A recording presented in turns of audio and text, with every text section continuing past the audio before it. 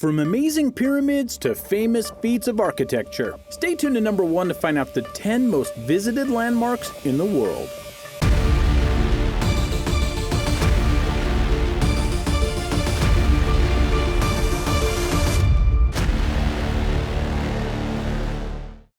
Number 10. The Great Wall of China.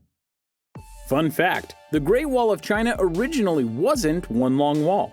It was sections of a wall that were eventually filled in to become one great long wall that we now know of today.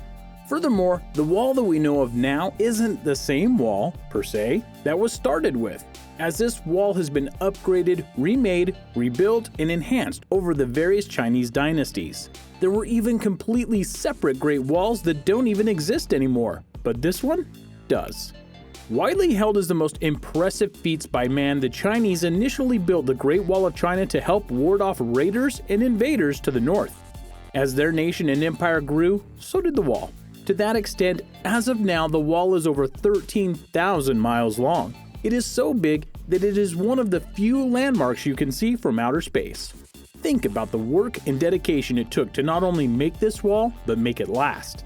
Historians state that the current wall we see was mostly made during the Ming Dynasty, which lasted from 1368 to 1644. So even if we lowball that and say that it was completed around 1450 AD, that means the wall has remained viable for nearly 600 years. Naturally, people go to the wall not just for the view, but to walk upon it and see just how far it truly goes. It's attracted all manner of people from various nations and even a president from the United States in a very historic moment. Number 9. Pyramids of Giza. When it comes to Egypt, there are two major landmarks that you can go to see there. The first is the Great Sphinx, which could have easily gone on this list, and the second are the Great Pyramids of Giza. But why put the pyramids over the Sphinx? Simple. In terms of impact, the pyramids are much more to Egypt than just a monument. They were built in their 4th dynasty for the pharaoh Khufu. But more than that, the pyramids represent one of the greatest mysteries in the world. How exactly did the ancient Egyptians build these things? Think about it. Of the 3 pyramids, they're all incredibly tall and wide. The tallest of them is nearly 500 feet in the air. And yet the Egyptians were not only able to make the pyramids, but keep them perfectly aligned as if they were made from a single piece of stone. And yet, they're not. Not to mention the fact that they had to carve out parts of the inside so that the pharaoh could be placed there. Over 3 million people a year go and visit the pyramids of Giza, and all 3 million ponder how the Egyptians did it. Number 8. Stonehenge. What the heck is Stonehenge? Before we answer that question, take a moment to like this video and join the Zero to Hero community by using the buttons below. Okay, back to the question. What is Stonehenge? This is a question that has boggled the minds of many through the millennia. That's right, you heard me, millennia. And while we don't exactly know when it was built in full, we do have some ideas. Mainly, archaeologists theorize that it was made between 3000 and 2000 BC. So yeah, it's around 4,000 to 5,000 years old. And that's one of the big mysteries of it. For you see, Stonehenge is a series of stones that are placed in various ways in a seemingly random field 2 miles west of Amesbury. More than that, some of the rocks are on top of other rocks. So how did these people get the stones up there? Here's another question. Where did the rocks come from? They weren't from the field originally, we can tell that. In fact, scientists have studied the rocks and found that some of them may have been extracted from, are you ready for this? 139 miles away. So they had to go get these rocks and then get them all the way back just to set them up like they did. Why? The world may never know, and that's why millions visit it every year. Number 7. Parthenon. In regards to Greek landmarks, there are actually quite a few that still remain despite Greece's turbulent history. Without a doubt, the most popular is the Parthenon. It used to be a temple dedicated to the goddess Athena, who was the patron god of Athens. It was built by the Athenians in 447 BC when they were the dominant force of the Greek city-states, though it took 9 years to fully complete. Interestingly enough, there was another Parthenon that was built before this one, but in 480 BC it was destroyed by the Persians. But when Greece fought back at the Battle of Marathon and kicked some Persian butt, they decided to celebrate by rebuilding the Parthenon. And it stood the test of time ever since. and is still held as one of the most important pieces of Greek history left standing. Number 6. Big Ben. Anyone got the time? Built in 1859, the clock tower known as Big Ben was then the largest and most accurate forward-facing clock in all of the world. This massive clock is 315 feet tall, and if you were willing to climb the steps to reach the top, you would need to climb over 300 of them. I hope you're up for some exercise.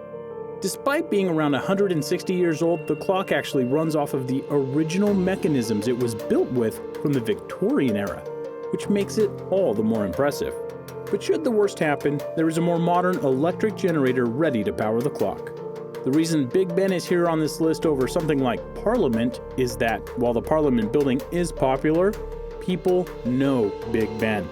They look at the clock tower and instantly think of London, and thus, many people make sure that they take a picture of it when they go to London.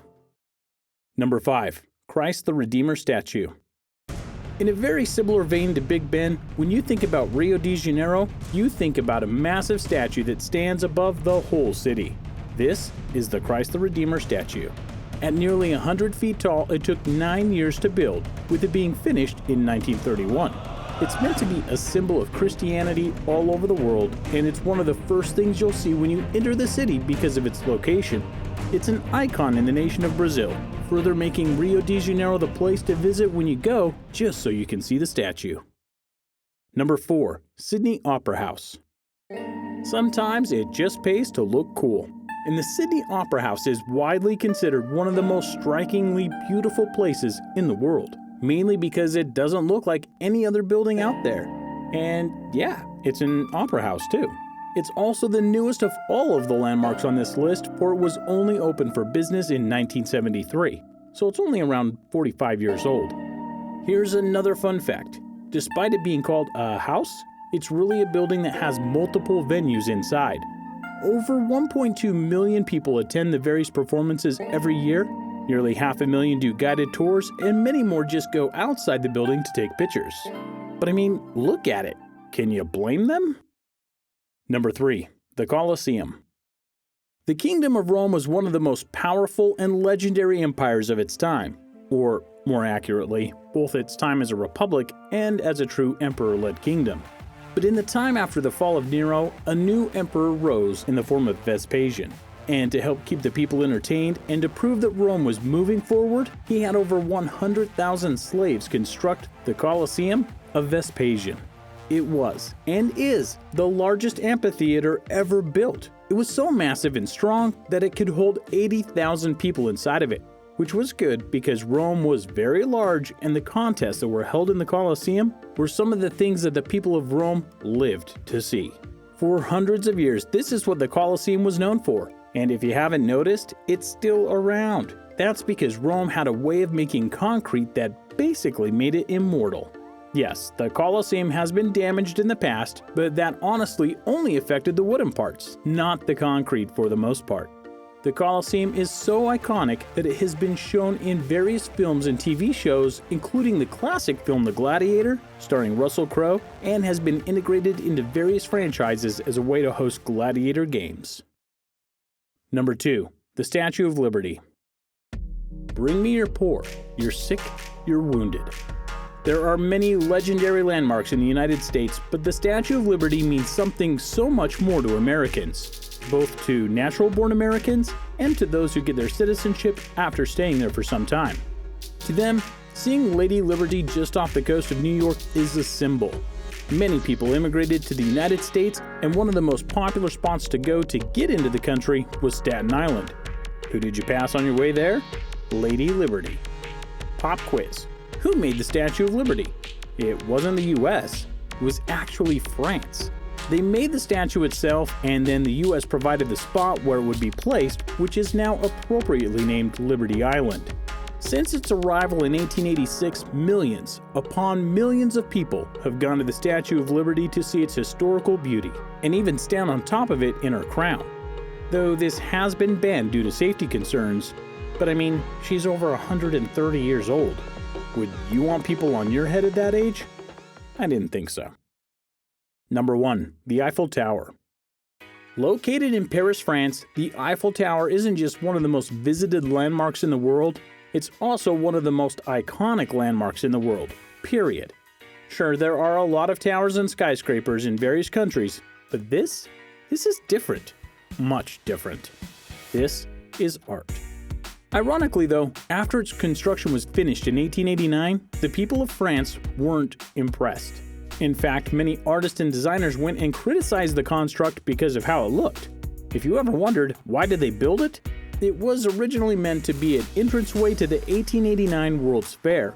But just as important at the time, it was the tallest man-made structure in the world, beating out another famous landmark, the Washington Monument.